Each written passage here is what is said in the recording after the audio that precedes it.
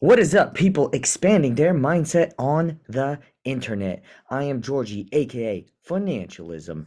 I am a BCBA who is, well, I don't want to say money motivated, but I care about money, and you do too. So that's why you're here. Today, we're talking about my experience at CalABA and what you should expect next time you go to one of these ABA conventions. So check this out. Here's a little picture of collaborators, teamwork, and money. I was trying to think of a third one, but I couldn't think of one, so it's just an empty space. So I fixed it in this photo. If you guys like this photo, don't forget to drop a like on the video and, of course, subscribe. So let's get to it. Oh, by the way, you could follow me on Instagram where I talk all about money things over here. Now, speaking of money things, CalABA cost about $400. Hopefully, your company will sponsor you when you're going to these events, meeting people. So let's talk a little bit about what CalABA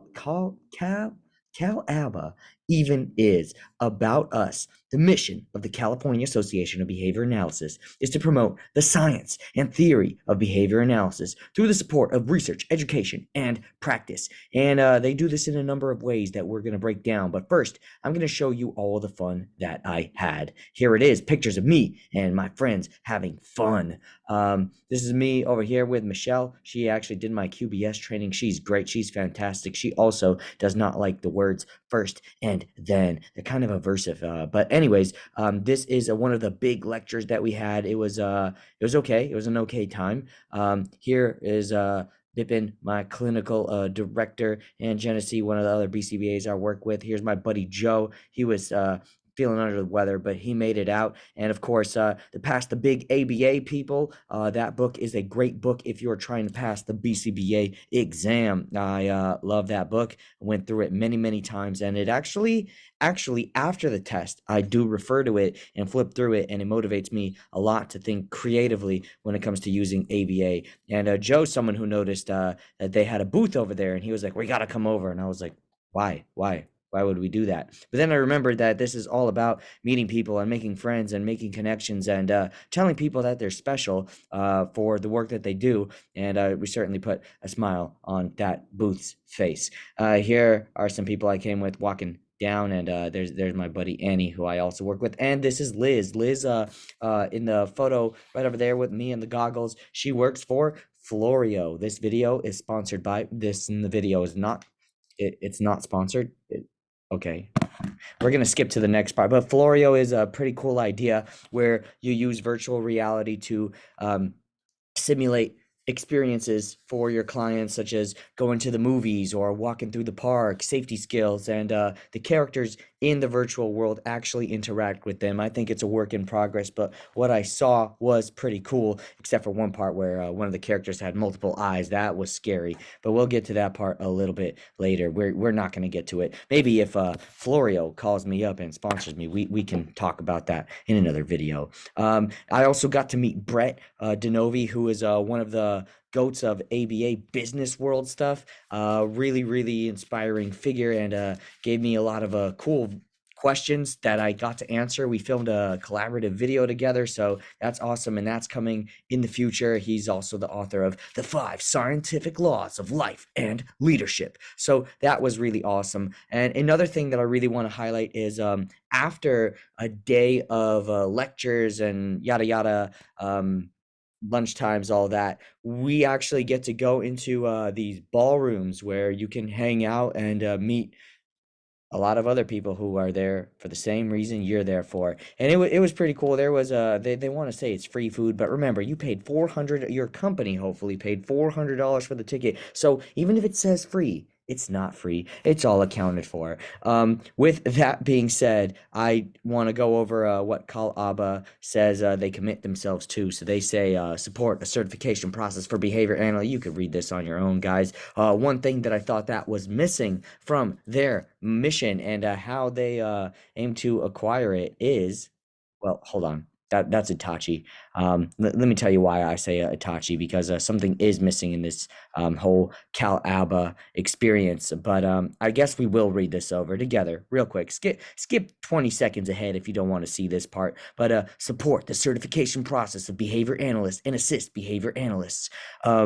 advocate for behavior analysis services and this is very dry. I'm actually not going to read it over. But anyways, it all feels kind of Itachi like, where it's all like for the village, for the village, for the village. What is missing here is talking about the clients that we serve. I'm just saying, I think that's kind of important. I would add promote the well-being of behavior analysts and the clients they serve. I think that's something that should be kind of considered.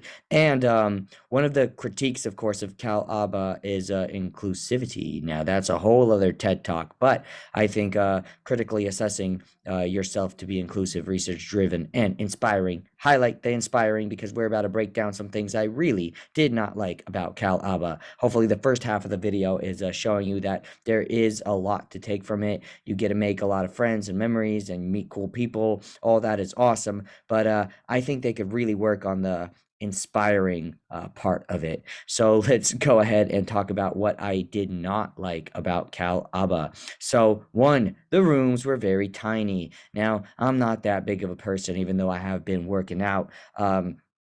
But thank you for noticing. The rooms are so tiny that if you traveled to this event, there was a chance that you would not get to sit in one of the lectures that you wanted to attend, and they would tell you to zoom in.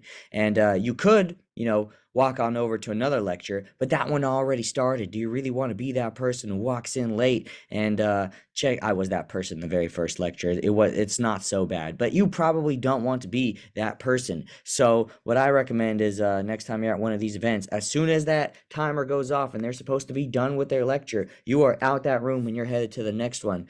This is how you collect your CEUs as well. So the time constraints, some speakers did go over partially, and that did ruin some people's experience of being in a lecture that they wanted to be in, and that's just not a good feeling. Now, next up is content. So here's what I recommend when you go to an ABA convention with lecturers. I recommend that, yes, you want to stay with your friends, but do not stay with your friends or you will have a bad time, because each person is individually driven by their own curiosities, and every lecture is unique. Go to the lecture that interests you, not the one that interests your friends. That was my mistake, and I was in some lectures that I did not want to be in. Now, I was definitely interested in the content, but when I walked out the room, I won't name drop, but I'll say a part of the content, I was like, wait. We just talked for 45 minutes about how generalization is important, and you should use it just enough, but not too much and not too little. Otherwise, you might get some behaviors coming back that you don't want coming back. And I'm like, I just said that in 1 minute or less. Why do we need to be there for 45 minutes? But they got real nerdy about it, and I guess I appreciated part of it, but I also value time, and I didn't think that was the best use of time. So those were some of my complaints, and of course, inclusivity. There were some last minute cancellations, and I know there were some voices for the neurodiverse population who wanted to speak, and they did not get a chance to speak. Hopefully, on this channel, we will get to interview some of these voices in the future and talk about the issues that come from a bunch of neurotypical people telling neuro-unique people what to do. But that's for next time. For this time, don't forget to subscribe. And I hope you all had a great time at CALABA. And if you plan on attending in the future, hopefully now you have a better idea of what to expect. And I think CALABA is listening to all these little videos that we create, and they are taking feedback somewhat seriously, because if I was selling a product that cost $400, I would be taking all feedback very seriously. And of course, I think they're going to be receiving more feedback than ever before, since about 50% of BCBAs came into the field after 2019. So that is a lot of new voices, a lot of new ideas, and a lot of evolution, hopefully. So with that, I will see you guys in the next video. Peace out. Let me stop sharing. All right, goodbye.